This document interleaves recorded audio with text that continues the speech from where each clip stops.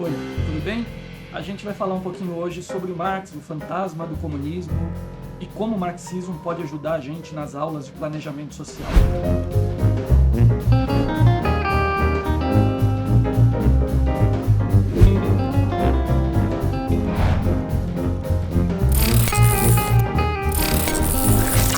A maioria dos marxistas, da tradição marxista, vai se esforçar para mostrar que as ideias do Marx não era construir um Estado como o soviético. De toda forma, eu imagino que o próprio Marx não tinha noção que aquela frase que ele fala no começo do Manifesto Comunista, quando ele ainda tinha 30 anos, de que o novo espectro ronda a Europa, o espectro do comunismo, ou seja, o novo fantasma que ronda a Europa, iria se expandir pelo mundo todo e durante tanto tempo ia ser motivo de causar espanto a tanta gente.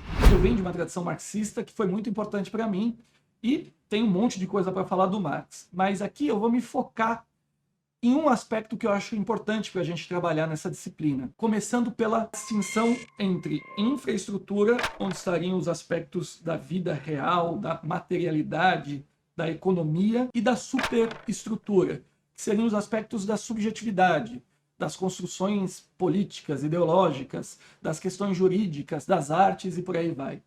Para entender a posição do Marx, e aí eu vou ficar só com este elemento, vamos voltar lá atrás, vamos voltar lá quando o Marx está com 24, 25 anos, quando ele começa a ter essas ideias. Então esse jovem rapaz, que olha para as tradições políticas da sua época, vai propor uma transformação do mundo. Então ele começa falando o seguinte: bom, os filósofos pensaram o mundo até aqui, mas o que importa mesmo é transformar. Ele não quer ficar debatendo as ideias do Hegel, do Kant, Não, ele quer ver o que é possível, como é possível mexer na ordem do mundo. O que ele está tentando mostrar é essa relação entre a atividade prática e a constituição de uma dada subjetividade. Então, o que o Marx percebeu? Primeiro, uma coisa que todo mundo estava percebendo e que na Revolução de 1848 fica muito claro. Não tem como fugir do capitalismo. O capitalismo vai pegar geral.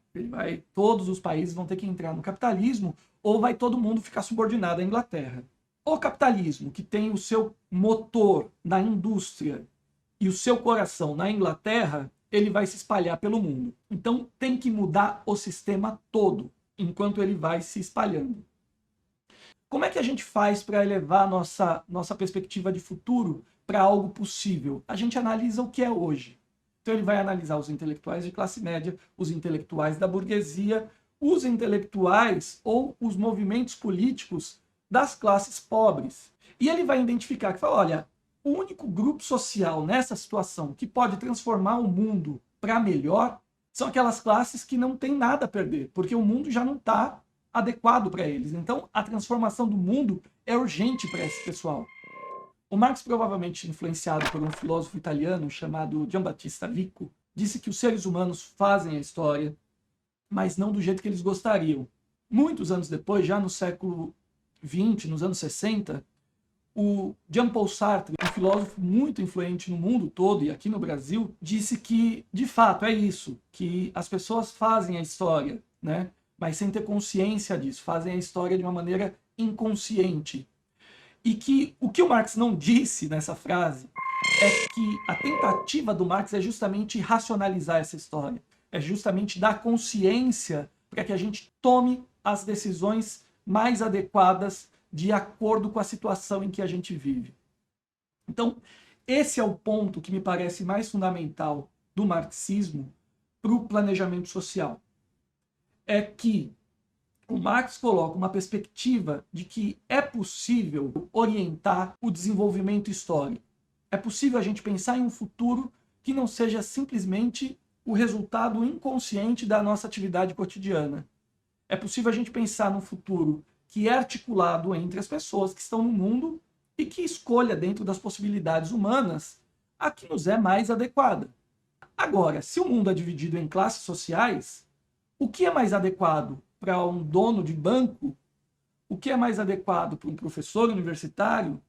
O que é mais adequado para o camelô, ou para o traficante na favela, ou para o garimpeiro aqui em Boa Vista? Não vai ser a mesma coisa. Então, os conflitos político são conflitos pela direção do mundo. Por isso que não é simples chegar num acordo do que é o futuro. Por isso que não é simples organizar politicamente um futuro. Cada um está pensando na sua perspectiva. Obviamente que na cabeça de cada um parece que é uma perspectiva individual. Quando a gente começa a analisar, a gente vai vendo grupos, a gente vai vendo classes, a gente vai vendo outras configurações que unificam perspectivas. E é justamente aí que entra o problema. Disputar uma visão racional do mundo depende sempre do ponto de partida que a gente tem. Por isso que é impossível a gente querer uma teorização que seja neutra, que seja imparcial. Porque a teoria não nasce fora da realidade humana. Ela sempre está submetida a um contexto humano.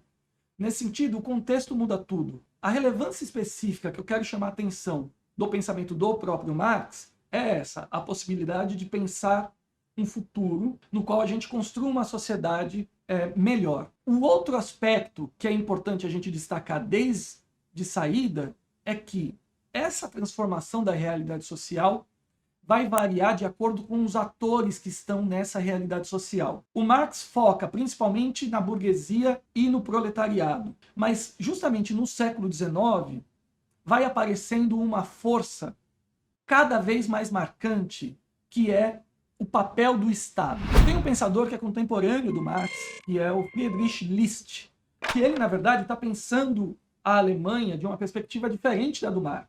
Então, Marx pensava o seguinte: a Alemanha é atrasada, a revolução tem que sair do país central, o país que articula o sistema capitalista. E é ou no sistema todo ou em nada. Então, começa por aí. Essa ideia de socialismo, comunismo em um único país, ou um conjunto muito restrito de países, isso nunca foi pensado pelo Marx. O List pensava de uma perspectiva da burguesia alemã. Então, qual que é a perspectiva da burguesia alemã? Não ser dominado pela burguesia inglesa. O List não via na Alemanha uma classe burguesa tão forte a ponto de fazer frente à burguesia inglesa. Então ele começa a pensar a utilização do Estado como uma forma de transformação social. A Alemanha em 1820, 1830 era industrialmente atrasada comparada com a França e com a Inglaterra.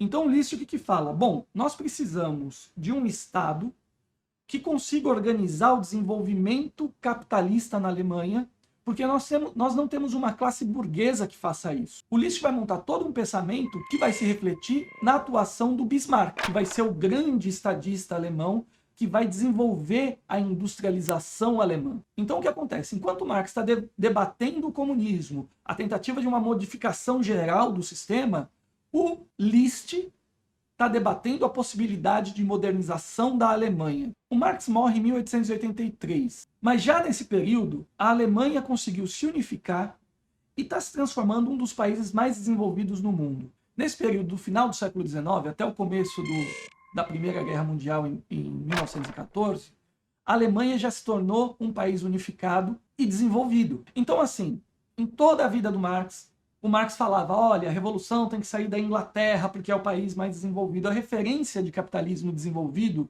sempre foi para o Marx a Inglaterra. Com Lenin, a referência de país desenvolvido, de capitalismo desenvolvido, passa a ser a Alemanha e os Estados Unidos. E essa diferença de épocas cria uma nova perspectiva que vai ser fundamental em todo o debate do século XX. O Lenin entende que a Rússia é um país atrasado e que para fazer a revolução, a Rússia precisa se modernizar.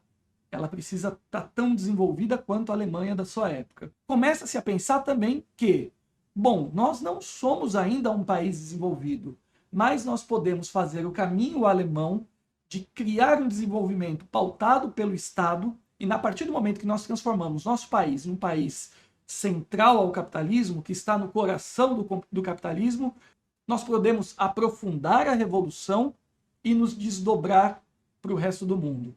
Esse novo caminho, ele vai ganhando uma sistematização e vai ficando mais tosco também, vai ser traduzido numa espécie de etapismo. Esse etapismo é o que vai marcar toda a história dos partidos comunistas e vai ter muita influência no debate teórico. Mas o ponto é, cria-se um planejamento do desenvolvimento industrial das nações como etapa anterior do comunismo.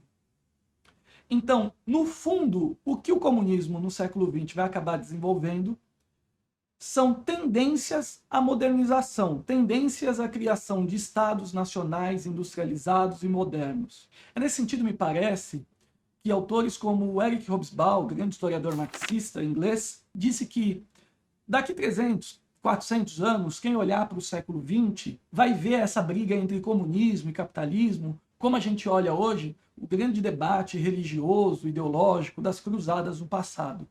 E que, na prática, tanto o chamado comunismo como o capitalismo conduziram uma revolução que é das mais importantes para a humanidade, que é a transformação de um mundo totalmente rural em um mundo urbano industrializado.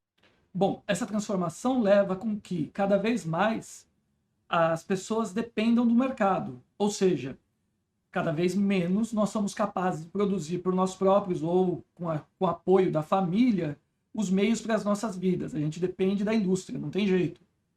Então, essa, para o Hobsbawm, é a grande mudança. Isso não existia antes. Desde o começo da humanidade nunca existiu isso. O vídeo era para ser simples, mas tem muita coisa aqui e muita coisa complicada. A gente vai desdobrando isso, seja nas lives, seja nos textos ou nos próximos vídeos. Nos vemos.